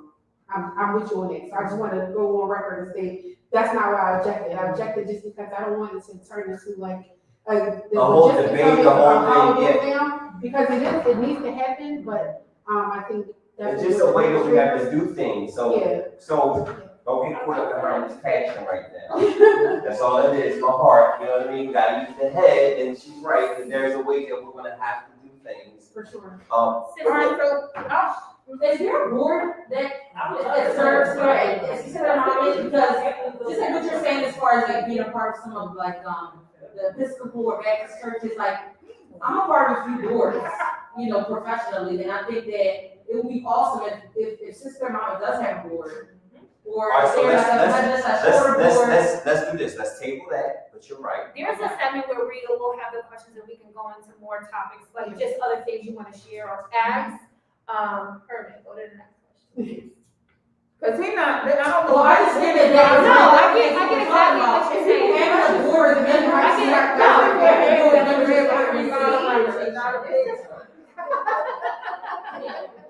Anyone? Go to the next question. Would you guys prefer to work our questions to the end for questions? Right, it's just right after this. And we have- No, you're fine. No, honey, the passion is needed. No, it's But it ain't your fault, it's the moderator fault, so that's. See the logo? So, This is what I'm all about. yes, we have that in this, we have the question board in this, panel, I just wanted to make sure, like, hold on, you guys. Herman, Yes, do you want policy? No, I have a little OCD, I'm like, please, a little. we have organization here, so let's. And I never done anything, Let's all follow, over the yeah, place. let's follow the I'm ready for organization. sure right now. Let's follow the organization, Herman, thank you. I Okay, always bring it together when I want a couple of lines, but this is all right. go. Alright, so. Thomasina, can you stay with us, cause I wanna jump to ask you a question. I'm texting my girl, she was over here. Alright, well, can you fuss her for texting when I'm ready to ask a question? No, Alright. she's handling. Thomasina, when you finish texting, my Okay. question to you is, how can this administration help you? How can this administration, so what can I take back to the brothers, and just so you guys know, we have a meeting on Sunday. So I'm taking all this back to the Sunday meeting. You understand? And I'm getting fussed at right now, you know why? Y'all see me go on my phone, you see me step out the room, right? And I'm getting abused by a couple people over here. So right now, it's family night at Washington, that's where I'm supposed to be at, right? So I'm getting fussed at, it's like, Herman, nobody knew about this, no, some people did, the communication is off. However, this is the best needed conversation, and I think that the way that it worked is that I didn't need to be at Washington, I needed to be here, right? And it was a good thing that family night wasn't here, because, I was here. well, it's at Washington, it's not here today. And then next month, it will be back here, and then we'll, build a relationship with them. Thomasina, you wouldn't. How can Miss Latricia help? How can we help? Didn't she share? Yeah, I feel like I shared already, but it would definitely be to create this space with the right tools. Like, it's not a playroom, it's a sensory room with the right tools, and each tool is gonna benefit the, child with autism, special needs, different disabilities, and also have someone in there that is trained with, clearances. We don't just want anyone in there. Oh, and I say that to say also, because when you have kids with disabilities and they have IEPs, if you mistreat them, anything, that's a lawsuit. So you have to be mindful of who you put in the room, so make sure they have clearances and everything. Okay. What is a sensory room, and who is a sensory room for? Okay, so a sensory room is a place where someone who is experiencing sensory overload can go to recoup, to de-stress, to calm down. It is not a playroom, like what Thomasine was saying. So in a sensory room, you may have, you will have a lot of tools in the room to help the child calm down. So you may have like a weighted stuffed animal, like they may have like weighted snakes. You may have what is these? They're called sensory bottles. You may have it's like oil, water, just seeing the colors. You may have balloons that have like pudding in it or sand in it or something so they can squeeze on it. Rocking chairs will be in the room. What's it called? Transitional lighting, so it's not so bright. The room needs to be colored a certain way, calming colors. But the right time, because it's like you don't want a straight white room, like a soft blue or something, or a soft gray, something like that. Yeah. What is this material? And who is it for? Yeah, I was just going into. And who is it for? Someone who's experiencing sensory overload. It's not like, oh, they got all this stuff in here, I wanna take my child in here to play. It's not a playroom. It is not a playroom whatsoever. It's for So kids. why? What's the difference between them? I was going into that. Give me a second. I'm going into it. Okay? So that's what a sensory room is. It has different tools in there to help the child to calm down. And the room is set up a certain way. How it is different from a playroom. Playroom has toys. And it's exactly what it is, to play. You're in there to play. Have a good time, play around, play games, all that stuff. Sensory room, it is not a playbook. It is for that kid to self-regulate, and while you're in there assisting your child to self-regulate, you can also still hear the book in some form or fashion. Also in the sensory room, you may have headphones in there as well, because they may still be overstimulated by the amount of noise, so you may need noise canceling headphones. So while perhaps the football is playing, your kid has noise canceling headphones on to help them self-regulate. So that's the difference between a sensory room and a playroom. A playroom is exactly what the title says, play room. You're there to play, have a good time, whatever. Sensory room, that's not what that is. Can I answer that? I just wanted to ask a quick question. So with the sensory room, parents will be allowed to stay with their children? Yes, of course, because you don't leave your child in the tent. Because your child could be 3 having sensory overload, you're not gonna put him in there. And the fact that even if they're talking about having somebody in here, what if your child does not? They don't tell that person. It could be like, you're a stranger, I don't know who you are. And that's just like even, I wouldn't say that's just like, I don't wanna say that that's an attribute of someone with autism, that's just a child, period. Like, I don't know you, you're not my mom, you're not my sister or whoever, I don't know you, so I may not want to stay here, or I may stay here as long as I can see my mom or somebody that's familiar to me is in the vicinity. And so what Jamila was saying, who is for, and because a lot of people always identify sensory room with being just for children. And they want to say, oh yeah, I need one of those. That's not always the case. case. It can be a child that has ADHD. You know, their child with ADHD might have sensory processing disorder or sensory needs that need to be met at that time. So definitely, definitely. I was the child that couldn't sit still, you know, in church. And my grandma blinked, slapped my legs a couple times. You know? She had hands bigger than mine, and she used to hit me on my legs because I would not sit down in the pews at church. But that was who I was. I was a kid who could not sit. And so, you know, you have to be able to understand that it's not just about a child that has autism. It's about a child that has a sensory need. Right, sensory need. That's why I didn't want to say like just autism, because there are children with different disabilities that have a sensory need. Like for instance, some schools, they have like sensory walks. It's like this thing on the floor or on the wall where it might say hot 5 spaces. And when you get to the 5 spaces, there's something else to do. Like they have that painted on the floor. That's something like a very, something sensory. So like a kid with ADHD, they need to move around, some of them. It's like, no kid can sit still, and I don't expect children to sit still at any point. But it's like, you know, those particular kids, they need to move around. So like having a sensory walk, those type of things help them, keep them focused on something to do while they're like just self-regulating. You know when you, I don't know if Franklin Mills still has it, well, Philadelphia Mills. They used to have those little lights on the floor for the kids. That's similar to a sensory walk. Like the kids used to jump from light to light. That's something sensory. Or just rocking in a chair. So like to do that. One kid I had, you know how you have the exercise balls? He just like to roll on that. And he would just roll around on that. He'd be quiet. Might still having a conversation with you, but he just has to move in some type of way. Or he would wear Under Armour because he liked this type of feeling, like that. Tight feeling on him. Or he would sit with his book bag in his chair because he just liked to have that feeling on his body. Yes. So my baby is a picky eater.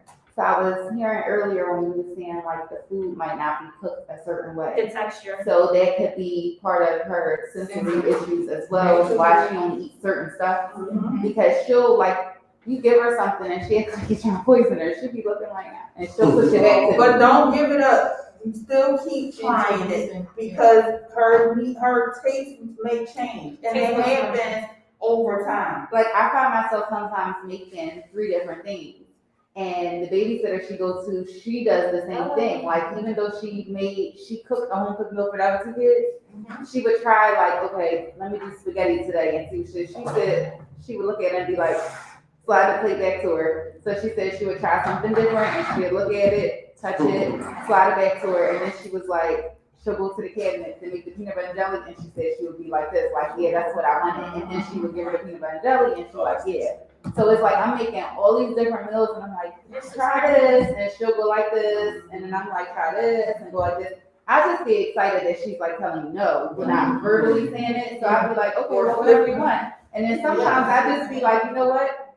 Chips it is, here. Go ahead. You want chips, you want nothing else, you want the chips. And then she just started liking applesauce and those little things that you twist the top off or whatever. And I just was telling her doctor, like, I can't get her to eat a vegetable to save my life. So I work with green shake things, and she'll drink those, and she'll even ask for them. Like, she'll go to the refrigerator and get them. So I'm like, all right, now I'm able to get it. Because now I'm starting to think, oh, my bad, Mom, I can't get her to get no vegetables. What am I supposed to do? All she want to do is eat chips all day or peanut butter and jelly. And I'm like, what am I supposed to do? And then I'm like, I'll do breakfast, pancakes, sausages. She'll eat the sausages, won't touch the eggs, won't touch the pancakes. But then the next day, she'll touch the pancakes, won't touch the sausages, won't touch the eggs. So I'm like, how do I get her to eat? And then I'm like, okay, well, maybe, like you said, the taste buds, certain little stuff, texture. So it's just so much. I can attest to that.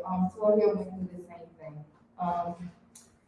When he was younger, he would eat meat, and now he don't like meat. He would eat, he had a pattern, he would eat oatmeal for every single meal. I know what you're going through, feeding and making 3 different meals for the household. I do that. He still does that, but the things that he likes has changed, and it is all sensory. He has to smell his food before. He has to touch it. He has to see how it looks before. He actually eats shrimp now. Like before he tap it and walk away, tap it, he'll smell it, he'll put it down. Then it took a long time for him to just put it in his mouth. But he does it. Fish, he likes fried fish, but he only eats the tail of it and he takes the back off, which I do too, but he takes the back off and eats the meat out of it, but leaves the rest of it. It's all sensory for him, and every day is different. But he eats pizza, like pizza, oh my God. I'm trying to get, they have a sensory clinic at CHOP. It's called a feeding clinic. And they teach the kids how to eat. What is it called? It's called a feeding clinic at CHOP. Feeding. Yes. And it's an 8-week program.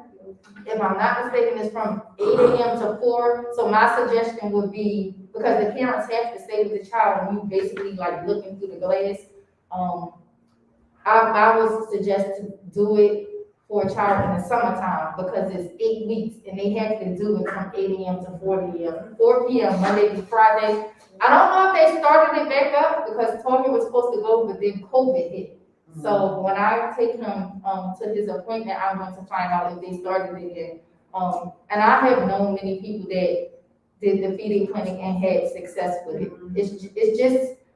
It's a lot of time. It takes time and effort. Yeah, time and effort, and some stuff And consistency is consistent. Yeah, but we're gonna have to let the experts do what they do because some of the stuff you might not agree with, but how they're feeding your child. But overall, it's gonna be a success. But I know exactly what you're going through. I just want her to eat. Like, I used to be so stressed out, but it was such a relief taking her to the doctor because they said her weight looks fine.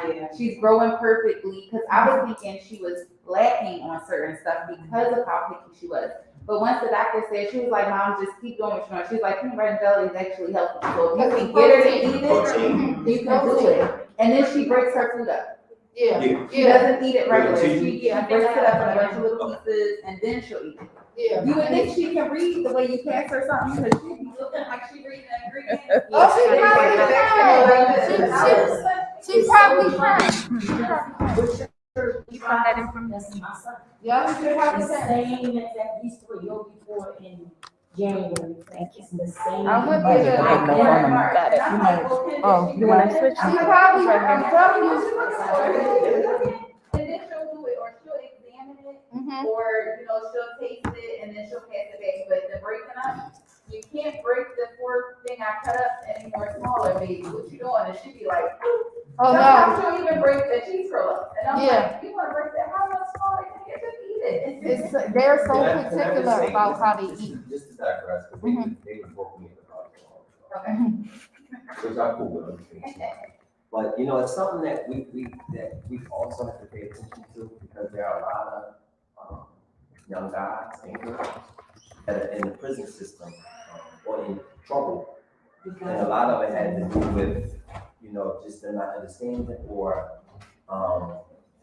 them not being patient with them. And there's a lot of people in the prison system that are suffering from ADHD, autism, because the spectrum is so big. So this is, you know, even thinking that I may be able to even call and ask Larry Krasner to be a part of it. See, now we just gotta start talking. But I just wanted to touch on that real quick, because I have a friend, Dr. Rakia Rahman, and she's actually helped 5 or more families sue the Philadelphia School Board because they did not give the child the services that they need. It happens a lot. It happens a lot. It happens a lot. It is. Say that again? The school district gets sued all the time. It happens a lot. It is very sad, and it's very unfortunate that at certain, and I can say it's not every school, but you have some schools where the teacher is like, not so much they don't want to do it, they're so overwhelmed themselves, Yes. they can't do it. They can't do everything because it's not enough for them at the school. Like I remember one school I was at, we went from 8 to 7 to 5 sped teachers, but we still got the same number of kids we had. Right. We was leaning on each other for support. It was like, it was crazy. And like, Right. you get overwhelmed, and then, okay, that teacher get burnt out because they're sick. Okay, we're down to 4 now. And it's like being a sped teacher in the schools, you're the go-to. You are. Your principal don't know nothing, and I don't mean You to are. say it like that. Principals don't know anything. They don't know nothing No, unless they have some background in it. Mhm. But no, they're coming to you like, what do you think we should do? Or they'll come to the special education liaison. Or what do we think you're going to do? And what are you going to do? You know, they're looking for you for help. And then the other battle you have is getting gen ed teachers to understand we're working together to educate this child. This is not my kid. These are our kids. And you got some teachers who still have that mindset where this is your kid. Oh, this your kid. He got an IEP. He need to be with you. Like I had like teachers say that, and I was like, oh my God. And I went to my friend, I'm like, you need to talk to your teachers. Like you need to tell them da da da da da da da da, because it was literally in some schools, it's literally sped teachers versus gen ed teachers.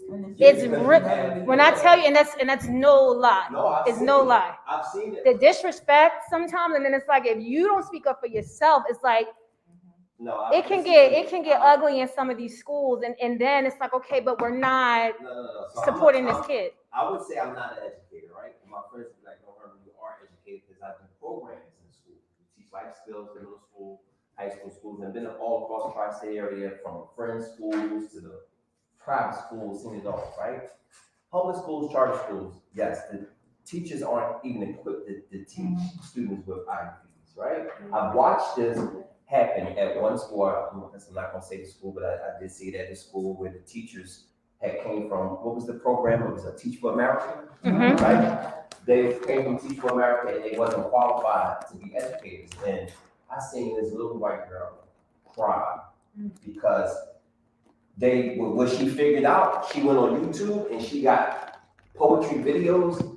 Kids loved it, everything worked for it, and they told her she couldn't do it because it wasn't a part of the school. Correct. Yeah. You got to do what fits, and that also goes back to researching the schools you're at, because you got to be at I want to say I'm blessed to be at the school where I am, because I'll say the schools I've been at, I've always had to fight, and I don't mean physically fight somebody, but always got to fight to be like, no, we got to do this, or got to be that angry black woman or something to get something done, or get something for a kid. That's what they make. That's what they. That's no. I don't mean I'm that angry black woman. But that's how they paint us to be, the angry black woman. When you're not, when you're sharing solutions, you're sharing things that work. Having to carry myself in that manner. But I'll say where I am now, I'll say I have leadership where actually leading with love, and it's like, okay, what do we need, Miss Bashir? What do we need to do? And I'm like, well, we need to get this and this, and they're like, okay. Every place is not like that. You will get the pushback. Well, or I would have to send the emails with caps and CC everybody. So You real know. quick, as a takeaway, can a one of you ladies has mentioned that there's advocate. Can we create our own advocacy here for parents that are dealing with that?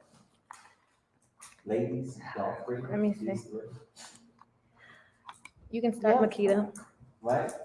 Can you, Can we do that here, or do you have a parent that may need assistance with whatever? So my, So from how my can we do that? understanding, to advocate at a higher level, you really need to understand the laws and the language. To start out as a parent that's going to advocate for your child, you just need to understand the diagnosis. So at some point, again, I go back to the psychoeducation, because some people in this room are in the field, but some people are not. So how it would probably begin is, having another one of these sessions so we can talk about how to build the advocacy group and what steps would need to be taken from a parent's point of view. I'm sure Jamila, even though, is a special ed teacher, I'm sure when she sits with her parents, she's just not letting them, I'm sure, Jamila, you're not just letting them sign your IEPs and walk away, right? My IEP, You do tell them to read them, my right? IEP meetings take about an hour or more. And the reason I take that time is because I tell parents all the time, if I talk too fast, stop me. If I'll stop at each session, I'll stop at certain sessions. Do you understand? If you don't, I have no problem explaining things, and I even had someone at the school complain like, why do your meetings take so long? I'm like, because I'm not rushing a parent. Like, I don't rush parents at all. Like, I want you to understand. I want you to know you need to do this. I want you to just feel empowered at the meeting that you have a voice. Now, everyone is not like me. Some people rush right through an IEP meeting, which I don't understand how you can. But if you don't understand something in the IEP meeting, stop. You can stop. You can stop the meeting. You don't have to sign. And anywhere you go. Right, anywhere you go. Like, if you don't understand something, ask them. I always tell parents, make sure you get a physical copy of your IEP. If you got questions about anything, make sure. Like, I will always send the draft prior, and I will make sure to tell the parent, this is a draft. This is not the final one. Please go through it so that when you come to the meeting, you already have your questions ready and things like that. How many parents do you actually believe do a lot of parents do that? No, there aren't a lot that do. But it's like, I know I took the steps to tell you to do this. So maybe it's not because they don't want to, but maybe they're so overloaded. Right, and it could be they don't have the time. Right. I used to work for a school for so I had a lot of experience, working with children with IEPs and. Yeah, it could be, the parents don't want to. right, it could be the time, right, so when they do come, I always will have a copy for them to, go through, look through, all that. We will go through everything, and again, I take my time going through it. Everyone does not do that. I always explain what the no rep is, the importance of that. I always explain, because some parents would think when they come with advocates, and I have my own gripes with certain advocates, because some of them are rude, but I remember one parent was like, well, I'm not signing it. I'm like, ma'am, this is just the attendance. You're not signing anything. This is just attendance. Because there's a section of the IEP where everyone who's present is signing. Like, this is just the attendance. You are not agreeing to anything here. Right, and I have to say that. And then sometimes depending on, because I've had advocates come to meetings and this turned ugly in some situations. And I've had a good experience and I'll say it was a good experience because the advocate had a background in education. And that's why we had a good relationship. It was really working as a team. Like, I would give her the information. She would invite the outside therapist to come. Her and I would communicate. We would be all on the same email. And that's how it's supposed to be.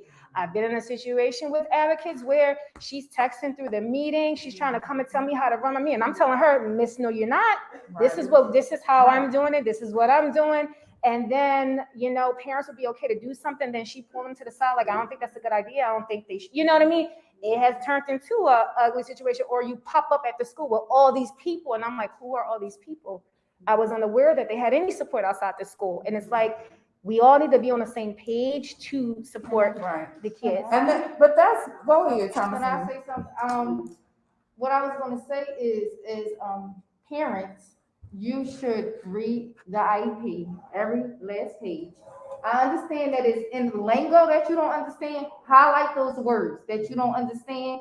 Highlight those and do your research first. Like you don't understand, so let me get a book. Let me Google. Let me find out what this means, and then so you can be ready when you go to the meeting. And also, I say read the IEP because it may be something in here that is copied from last year. Could be a mistake, could copy and paste something old. It could be copied and pasted, or Might have another kid's name because they copied and pasted. or it can be something that you know your child has already mastered. So if my child is already mastered, this tell me that you're not up on the IP and you're not reading what he needs, because this shouldn't even be in here because this goal is already mastered. So why is this goal back in this IEP?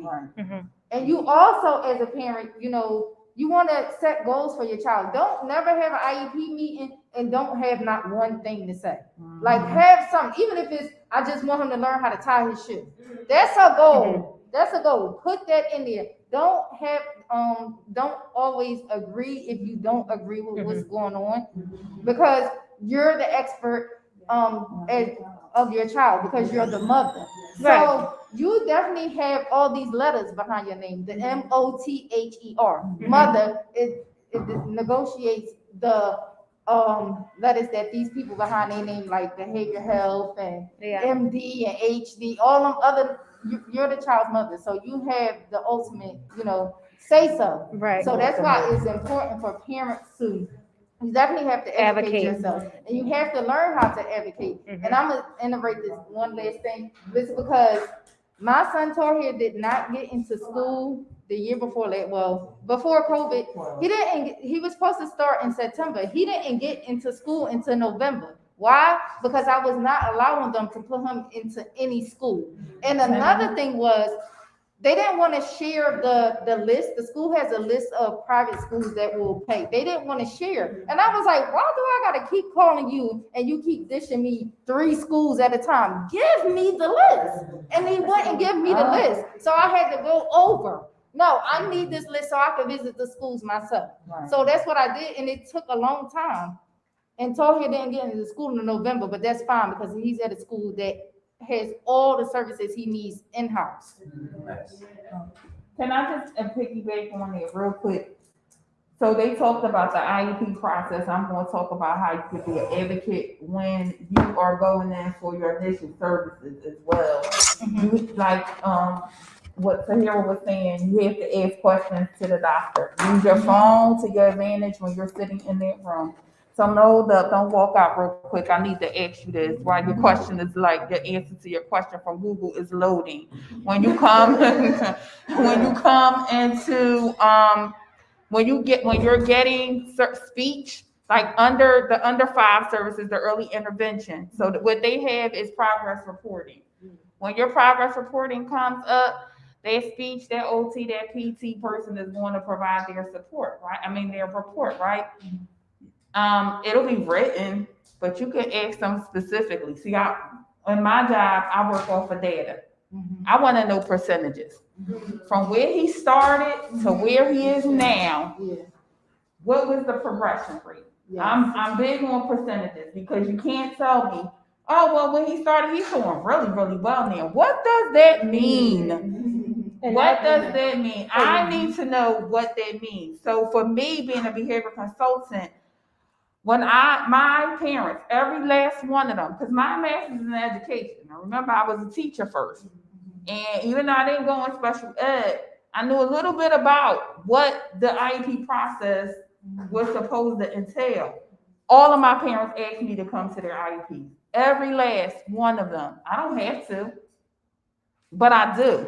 Because I want to be that support to them. So and when that PBS, that behavior support plan is being presented in that IEP, I'm asking specific questions like, oh, okay, well, when he starts to have a meltdown, what are the things that you guys are doing to provide for that meltdown? Because these are questions that you as a parent have a right to ask. If it's not written in any report, not even just the IEP, if it's not written in any report, you need to ask the question. You And can don't be ask afraid to anything. ask. You can Yes. ask anything. Yes. And with the IEP, everything needs to be driven by data. You're like, that's just like if I'm tracking behavior, I have rubrics that I would use to track the behavior, and it listed different behaviors the student exhibited. So when the IP came, or when it was time to do progress reports, I could say, Brother Herman, we don't need to track attendance anymore because attendance is 100% now. You can see from my data that I've collected, oh, it's 100%. You can see, okay, work completion is still a need because of the data that's in the report. So when you get those reports, you need to make sure you see data, the percentages, some type of chart or something that has the data organized. So that is very, very, very important. Always ask questions. Don't say sorry. Ask the question. Ask whatever you want. And then also understand, there it may be situations where you seeing something at home that we're not seeing in school, and the IEP is for school. So just be clear of that, because there are a lot of parents, well, at home, ma'am, this is not for home. Right. This is for school. Right. You need help outside of school, that's something different. And that's where I come in. Yeah, exactly. Oh, and ask, like, target exhibit behaviors. He did have behavior support at the school, but I took it up a notch because his behavior, the older he gets, the more aggressive he gets. I asked for a positive behavior support plan, and they were trying to talk me out of getting it. And I was like, no, he needs it. Well, Miss Lee, no, he needs it, because why was they trying to talk me out? Because it's very detailed, and it takes Requires more out of them. It requires more of them, more paperwork, and it's going to be long out and drawn. But he needs it. He needs it. So anything, you have to fight for that. Anything regarding IP, specialized service, it's a lot of paperwork. Like I had one parent say, Miss Fisher, I don't want you to have. I'm like, listen, it's part of my job. It is what it is. Like, what do you what do you need, mom? Like, what do you need help with, or what is it that you're not seeing, or something like that. So definitely be an advocate for your kids. Speak up. Do what you need to do, and also utilize your child's case manager. Like, ask them questions, because they know who the service providers are. They know their contact information. They can tell you how often they're getting service. So contact whoever your child's case manager is. Get their have their email and have their number and call them, text them. I had parents would email me all the time, Miss Bashir, did they have speech today, or did they have da da da da da da? Or now if they ask me more detailed questions, I'm gonna say, okay, here's the speech therapist email her, because I'm not the speech therapist. I can't tell you X, Y, Z, but I can. Anybody. Right. Definitely utilize your child's case manager, or their special education teacher normally is their case manager. Utilize them. Email them all the time, whatever you need, because they can tell you, or you may need a copy of the IEP because you may need to take it to the doctor. They can send you that electronically, or whatever, anything you need. I had one parent, Miss Fisher, can we take out the counseling because she's getting a lot of counseling outside of school? I don't want to give her too much. Not a problem, Mom. I will say, Mom, give me like 2 days, because this is like towards the end of the year. I'm going to respond back to you. Just give me like 2 days. And then once I did it, I would say, Mom, I did it. It should take effect right away, just to let her know. And just so you know, if there's any changes that need to be made to an IEP, sometimes you need to have a meeting and sometimes you don't. You have to have a meeting if the child's special education time changes. So like, let's say I'm at the school and I'm noticing there's a lot of behavior needs, and I'm like, I think it could be a counseling thing. They need a counselor, or they may need behavior support. By them getting that support could add more special education time to their IEP. So we would have to have a new meeting, because it's like, oh, he's no longer a tenor, he's going to be supplemental. We need to have a new meeting. Something like testing accommodations, you're like, Ms. Fisher, I really think he needs small group testing. I can say, okay, I'm going to put that in the IEP. I'll document that we had the phone call, the date I called, and then the section that I changed. I need to have a meeting to do that. But definitely no one can make changes to that IEP without your consent. Okay? And then, and I will always document what changes were made, who I talked to. All right, so I want to loop back to finishing this up, because we only had 15 minutes, because it seems like the rest of the panel is not going. Someone has a question. I gotta be the bad person. And someone has a question online as well. Okay. This is live. I streamed it live on my Facebook page, and so they could ask questions. Yeah. So this was none of you were in the video. None of you were in the video.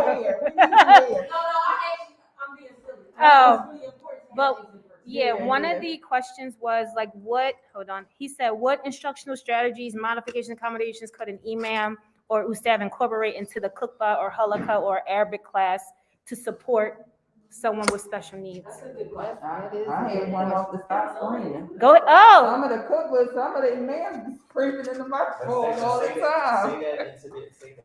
go ahead. Oh, okay. I don't know if you heard me, but one thing that some of the imams can do is to stop screaming into the microphone.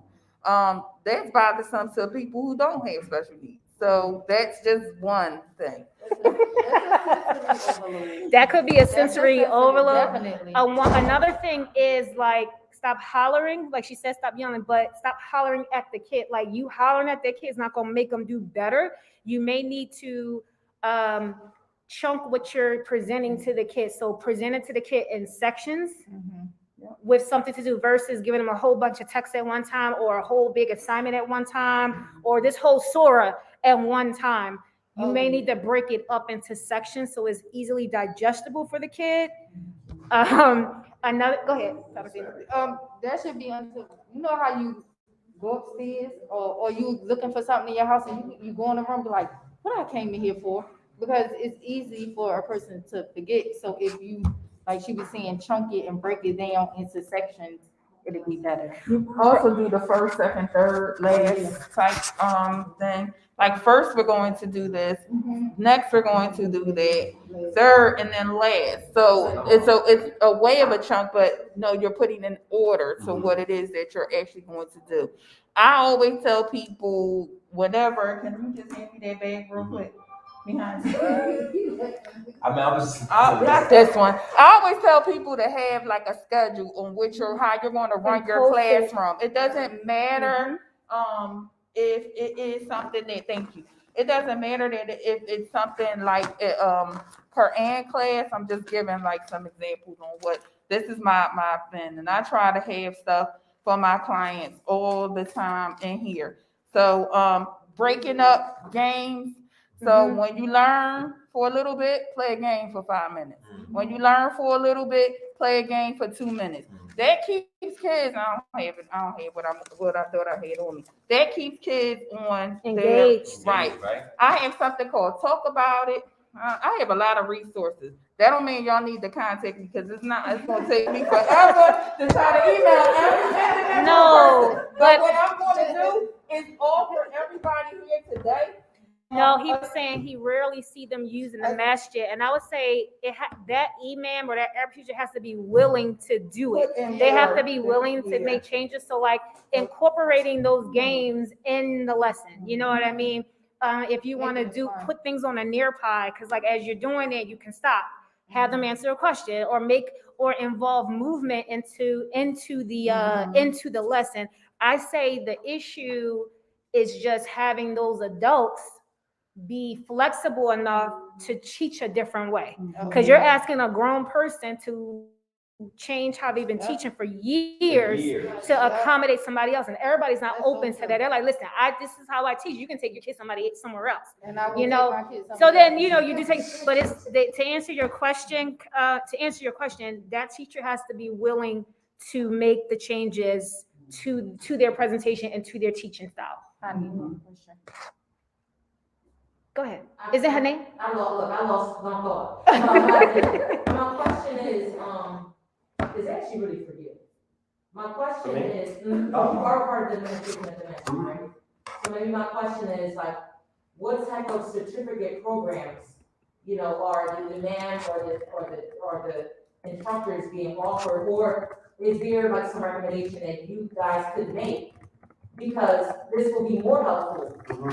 Maybe someone has been teaching away for 20, 30 years, and now it's like, okay, this is how I've had 97% success, but what type of certificates and what type of programs can you guys be able to encourage or suggest or offer that maybe different imams or different instructors may take, so that way it can be more feasible, you know, for, the learning. Or it could And not just even just be the children, a adults. workshop. Well, You what know, I'm, you're what I'm trying saying, to and use, because you got- you were saying it, I was saying a lot of this stuff applies to adults. Yeah. I You would know? say, So what I, no, I'm sorry, go ahead. no, go ahead. Well, just, you know, and some people being more auditory learners. And Right. some, Yeah. I know many people, I'm they're visual. like, I can't read the Quran. I can And there's listen so to it. many strategies out there, like just in the classroom as a teacher using these things. It's, I think just having a workshop, having a bunch of different strategies to use, and then allowing people to actually use them and see how it could be used in Arabic class, and then maybe rotating to a different one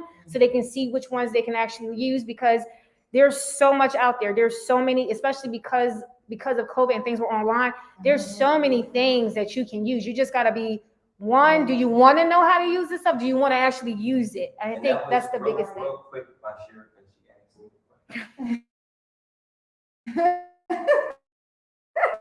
It's two administrations, so asking like, what's like a certificate, and honestly, I wouldn't know that. But what I would think is, and you can help me, right?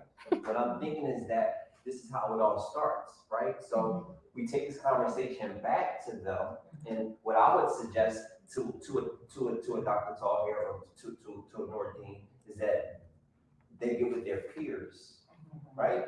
And then maybe then we could put you guys in front of them, because it could be something that they're not even paying attention to or thinking about, right? And then when you're up at that member, or you're at any stage, or you're in front of any group of people, sometimes we get caught in our passion, you know? So we're yelling and we don't realize what the yelling is or isn't going, you know what I mean? But I think you guys could bring this to their attention, because a lot of it comes with passion. You don't know what. You don't know what you don't know. Before they wrote the lesson up, you don't know what's going on. Because I've seen a lot of imams take personal feelings and emotions into the cookbook. Not intentionally, just because of what's going on, maybe that day, maybe that week, particular topics. But I think it's kind of like giving them something that they didn't think about. Like right now, a lot of stuff we wasn't thinking about. So I know for a fact, well, no, I don't know for a fact, but I think taking this back to a Dr. Tahir, to an Akil Sabor who has 2 grandchildren that suffer from special needs. You know what I mean? So Yeah, it's more than 2. Yeah. I only know I So I'm saying, what we It's do some is we that are help blind. them with something He has that 2 they that are probably blind. don't even realize that they're doing or don't know. And that is just really, I think it's us educating them, because I don't know if you asked, was there a certificate? Well, I don't know. my suggestion is more so like the escalation. It's more of You know, like visual needs, certain visual functions, trainings whereas he and does have 2 programs that have be autism. beneficial to the teachers and the instructors and the hands, like that is something that would be like really beneficial, like overall. Would that be some benefit to bring into them, right? Make changes. I think, so imams they're trained in a way for specifically, they go to school to study Islamic studies and things like this. So this isn't their field of expertise. So I think that you definitely don't want to point when you say that those people who are specialists or experts in this field, they present it to them so that they know. And I definitely, I'm sure that there are going to be a lot of imams that would say, oh, I'm not screaming that kid.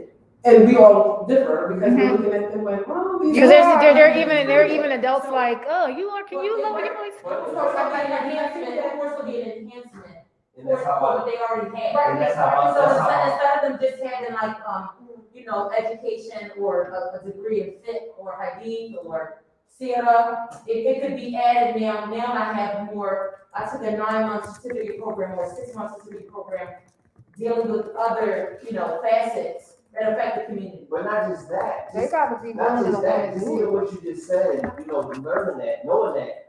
You take that into everything. You take that into your marriage. You take that into talking to the kids. These are real issues that we're dealing with. You know, Right. like, You know, you take that into everything, and then you realize, you know, and then it's nothing like somebody giving you a different perspective. So this is needed, especially with the change or the evolution or the evolving of the school and the masjid. And having everybody understand that there's the Philadelphia Masjid, right?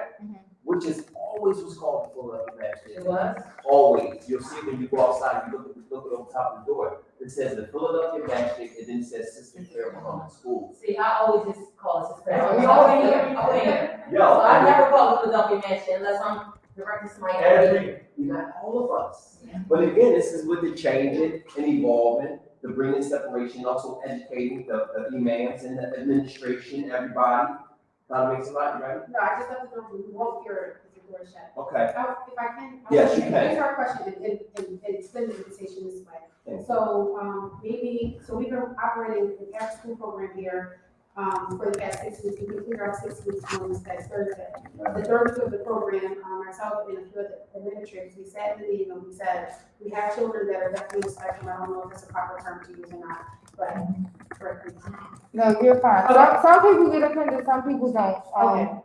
So we definitely have some of the parents definitely told us about some, just kind of like learned that, the learning styles may be different, right? So we were like, oh, we should probably invite some of the parents in for a discussion so we can know how to properly care for their kids. And I'm saying that to you as I'm a Quran teacher, Arabic teacher, I'm also the program director for the after school program. So it's something that's important to me.